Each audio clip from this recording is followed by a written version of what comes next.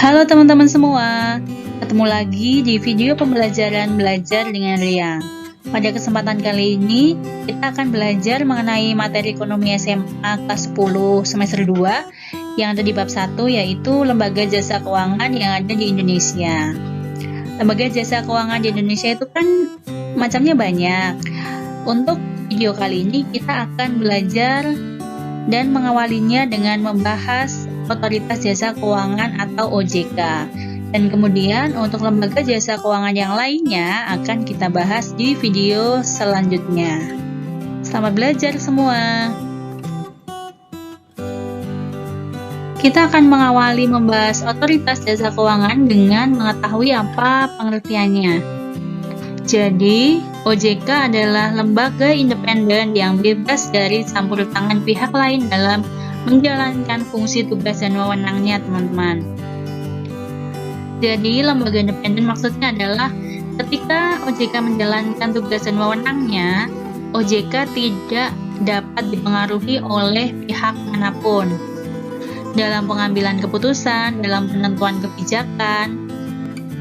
Semuanya tidak bisa dipengaruhi oleh pihak lain.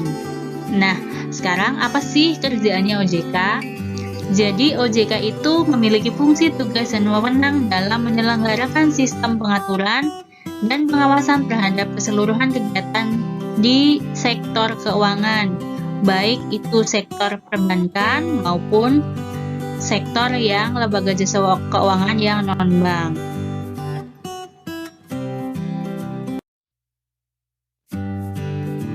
Yang selanjutnya ada tujuan. Jadi dibentuknya Otoritas Jasa Keuangan itu tujuannya yang pertama untuk mewujudkan sektor jasa keuangan yang teratur, adil, transparan, dan akuntabel. Kemudian untuk mewujudkan sektor jasa keuangan yang kontributif terhadap pemerataan kesejahteraan. Dan yang terakhir adalah untuk mewujudkan perlindungan konsumen yang kredibel. Untuk fungsi, tugas, dan wewenang OJK, jadi OJK itu dibentuk sebagai salah satu upayanya pemerintah dalam menghadirkan lembaga yang mampu menyelenggarakan sistem pengaturan dan juga pengawasan terhadap keseluruhan kegiatan sektor keuangan, baik perbankan maupun lembaga keuangan non-bank. Jadi, OJK itu mengatur supaya lembaga jasa keuangan yang ada di Indonesia ini tetap berada di jalan yang lurus, yang betul. Kemudian mengawasi kinerjanya lembaga jasa keuangan supaya tetap bisa melakukan kinerjanya dengan baik, tidak merugikan konsumen, dan nantinya secara rutin OJK akan mengecek, mengawasi laporan para lembaga jasa keuangan tersebut supaya tetap melaksanakan kerjaannya dengan baik. Jadi nanti masyarakat atau konsumen dari lembaga jasa keuangan itu bisa mendapatkan perlindungan ketika memanfaatkan jasa yang ditawarkan oleh lembaga jasa keuangan, baik yang bank maupun yang non-bank. Di sini disajikan dengan menggunakan bagan supaya lebih jelas konsepnya. Jadi Otoritas Jasa Keuangan kerjanya adalah mengatur dan mengawasi keseluruhan kegiatan yang dilakukan oleh industri jasa keuangan, dan kemudian OJK juga melindungi konsumen dan masyarakat.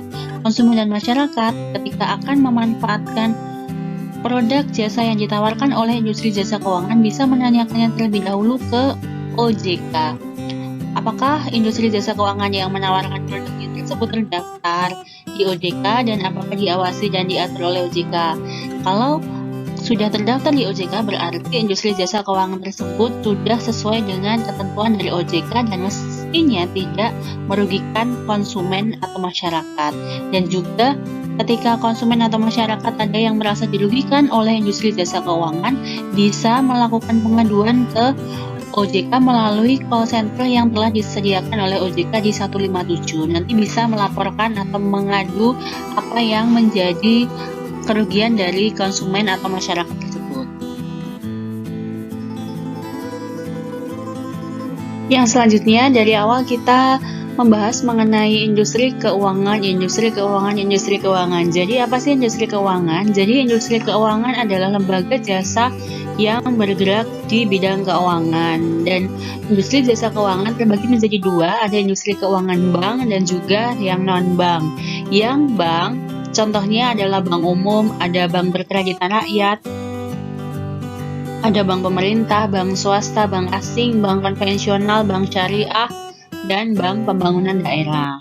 Kemudian yang industri keuangan non-bank, contohnya ada lembaga pembiayaan atau leasing, ada pasar modal, asuransi, pegadaian, dana pensiun, dan financial technology.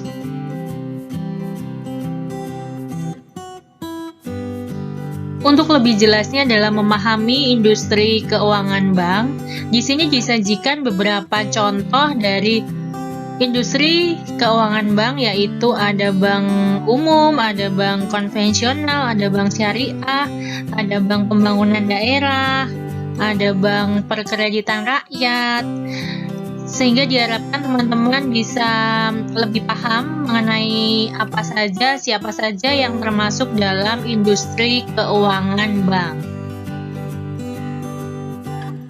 Yang selanjutnya adalah contoh industri keuangan yang non-bank. Di sini ada pasar modal, kemudian ada lembaga pembiayaan atau leasing, contohnya ada beberapa perusahaan pembiayaan, kemudian ada juga perusahaan asuransi untuk pengalihan risiko, dan di sini semuanya adalah contoh-contoh dari industri keuangan non-bank.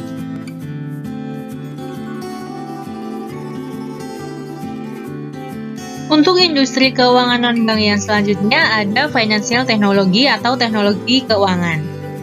Financial technology merupakan suatu inovasi teknologi yang diterapkan pada bidang keuangan, yang tujuannya adalah lebih mempermudah transaksi keuangan. Jadi transaksi keuangan yang dilakukan oleh konsumen dan juga lembaga jasa keuangan lebih praktis, lebih efisien, lebih cepat, lebih efektif, dan pastinya bisa dilakukan di mana saja, dari mana saja. Financial technology macam jenisnya banyak. Ada untuk investasi, ada untuk payment, ada untuk asuransi, dan yang lainnya. Di sini banyak contohnya, yang ada beberapa contoh yang sudah kita terapkan dalam kehidupan sehari-hari seperti OVO, kemudian GoPay, Flip, kemudian Shopify, ada juga Bareksa dalam bidang investasi keuangan, kemudian ada Bibit, Ajaib, dan seterusnya.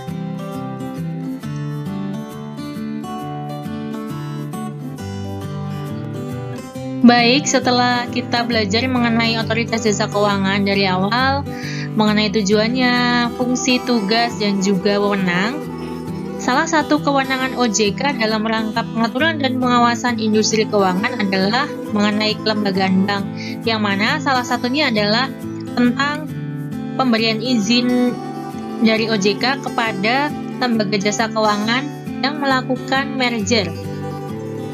Nah, di sini disajikan kasus adanya 3 perusahaan, 3 lembaga jasa keuangan, 3 bank yang melakukan merger, kemudian namanya berubah.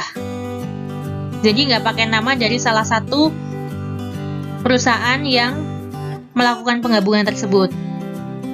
Nah, di sini teman-teman diminta untuk mencari tahu apa yang dimaksud dengan merger, dan juga teman-teman sampaikan kenapa namanya berubah, kemudian merger itu apa, kenapa mereka merger, dan seterusnya. Selamat belajar teman-teman.